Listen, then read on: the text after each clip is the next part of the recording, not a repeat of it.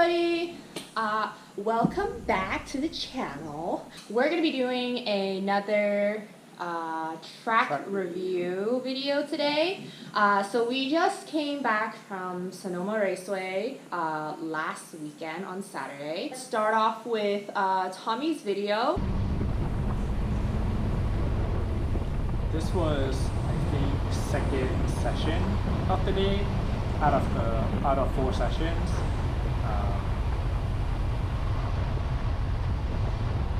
Up the hill. It's a little light here.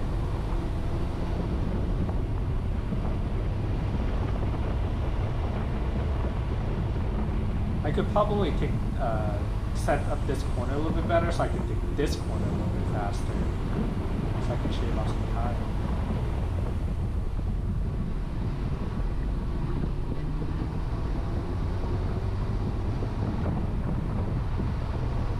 I like this part, it's pretty fun. This part always trips me up. Like, Yeah. I'm not sure like How it's kind of wide like a you can go, blind yeah. hill. There are a lot of blind turns at Sonoma. I wish I actually. could swing a little bit further right over there because Yeah. there is a lot of room actually.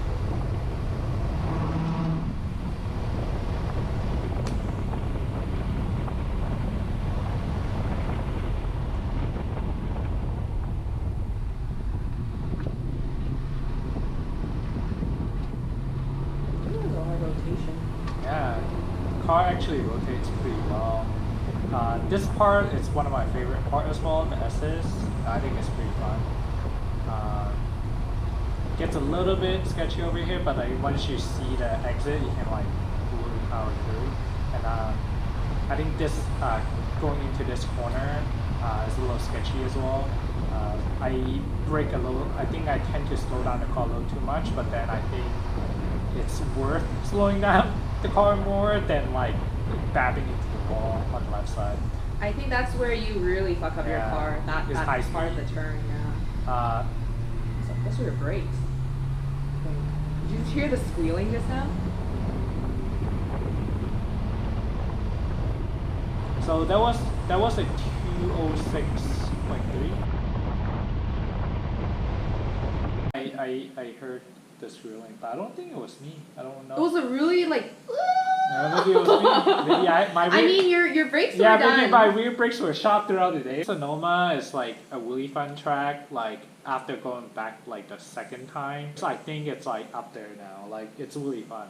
I think some of the time to be had, it's like probably like maybe turn 2, turn 3, and maybe like that one turn. But that one turn, if I take it like a little too fast, a little bit sketchy.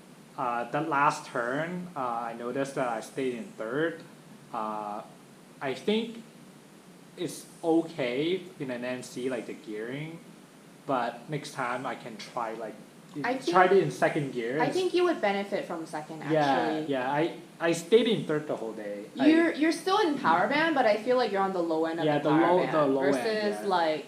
I think if you stayed in second, you would have been on the higher end, Right. and then you would have a little bit more torque coming out and then building up speed. So I think you probably could get 205, like just from, I mean, like that exit, that track out from there is super important because if you have that long straight ahead, and you can build up so much speed there. Yeah. So I think, yeah, for sure. I wouldn't even be surprised, like if you like perfected coming out from there and be able to carry speed, that you end up shaving a second or even 2 seconds from there. You know what I'm saying? Because it's so long that up like that's straight ahead of you after that. And then there's just another turn which is 3 and 3A. So in session like 3 and 4, I try like a different line. You should like coming into turn 3, I should like stay left more, so I can for turn 3A, the line will be more straight now, and I can like carry more speed going down the hill a little bit.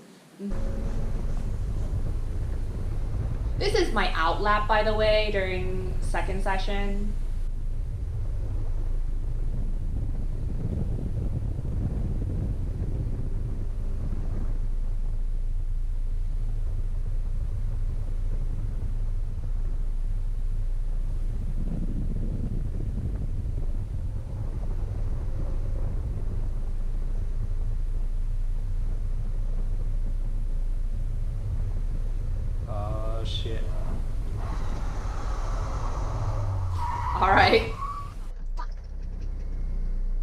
Sonoma is one of those places, kind of like Laguna, I think, for a low horsepower, low grip car, where speed and maintaining that speed is very, very important.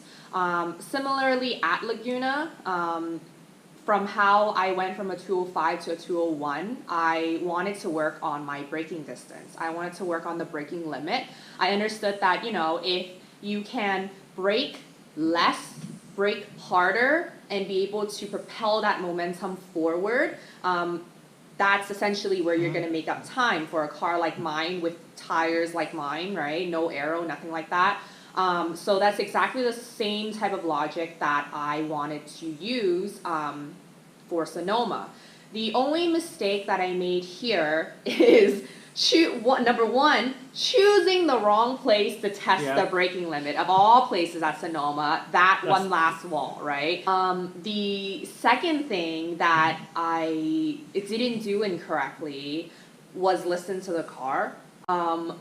My brake pedal feel gradually was sinking lower and lower. I noticed as I was driving. It wasn't super apparent, and I guess it might be because of driver skill as well and driver awareness as well. Until after this, when I start really paying attention, okay, like what made me fuck up, right? What made me, like, you know, unable to brake? If it was any other track, I would have let off. But the thing is, I was aiming straight towards the wall. So at that moment, I was thinking, okay, what I'm supposed to do is let off the brakes, right? But if I let off the brakes, one, I'm going to go directly straight into the wall that's facing me. I'm going to risk having front end damage, right? Or I could let off the brakes and then just somehow try to carry that speed through the U-turn, right, of that turn, which I wasn't even too sure if my driver skill could navigate me safely through it without me crashing coming out of that turn.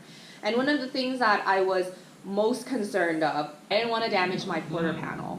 And so the third option I came to was just stopping in a straight line and minimalizing the damage that I probably would have had anyways to the front side of my car, meaning my bumper and my fender. To me, at that moment, that was my judgment call. It was such a small, I mean, it looks pretty bad, right? On video, and as well, like, you know, if you look at the picture, it's pretty bad, cosmetically.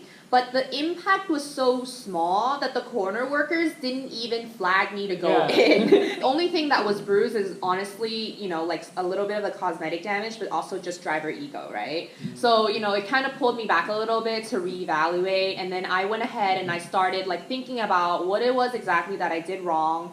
What is it that I could have done better?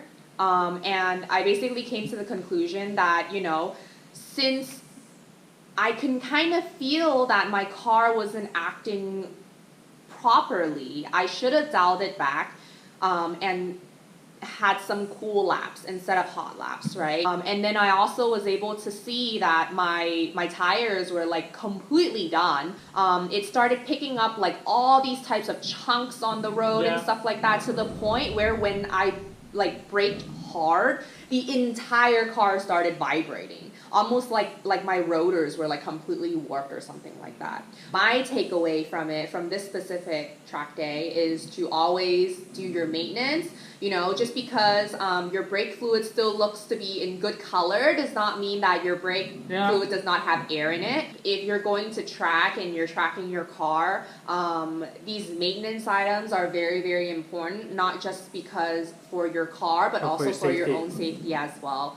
We have some new installs coming in soon, especially for Tommy's car.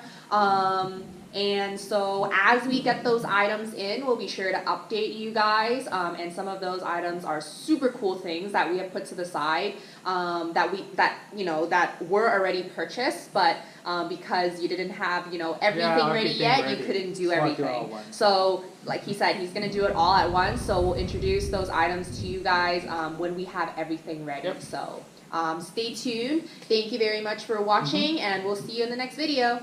Bye.